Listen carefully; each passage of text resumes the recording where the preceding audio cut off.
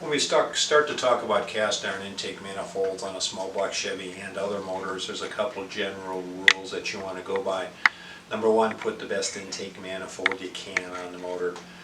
Number two, do the intake manifold before you do the cylinder heads, meaning I'd rather see you with a better performing intake manifold, i.e. a modified intake manifold, than a stock intake and modified cylinder heads. The intake manifold, especially in a small block Chevrolet, makes that much difference.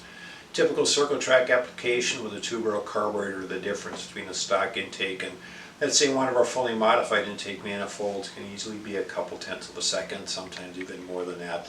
Translates into about a 30 to 40 horsepower difference. The intake manifold I'd like to talk about now briefly is a pretty unique intake manifold. It came off of 65 to 67 327s, I believe, and that is the Holley intake, we call it, and it's part number 783, khaki number 783. And this intake is kind of unique because it's basically a 2-barrel intake manifold. It has 2-barrel intake manifold main feed runners, and it has a 4-barrel plenum. It's a very smooth running intake manifold, and it does accept a Holley 4-barrel carburetor of the 4150 series. So where this comes into play a lot is if you're running the 1850 vacuum secondary Holley. That'll bolt right to this intake manifold. This is a much better choice than a quadrajet intake. Quadrajet intake, of course, has 2 small holes and 2 large holes. That's going to be a huge mismatch when you bolt a Holley square bore onto this intake manifold. Now we have this intake manifold in this particular version, which is an acid ported intake, which is about a 10 horsepower gain. Looks absolutely stock, whether it's on the motor or off the motor. Then we have the stage 1 and the fully modified version. And that version would have this plenum area modified, and the port openings would be matched. That intake manifold in the stage 1 version would be a good solid 20 horsepower gain.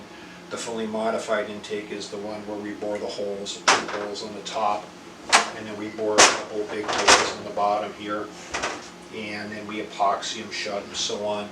That intake manifold would be a 30 to a 40 horsepower gain. So if you're running a Holley square bore carburetor and you can't modify the plenum area on the intake manifold, consider the 783 Holley intake.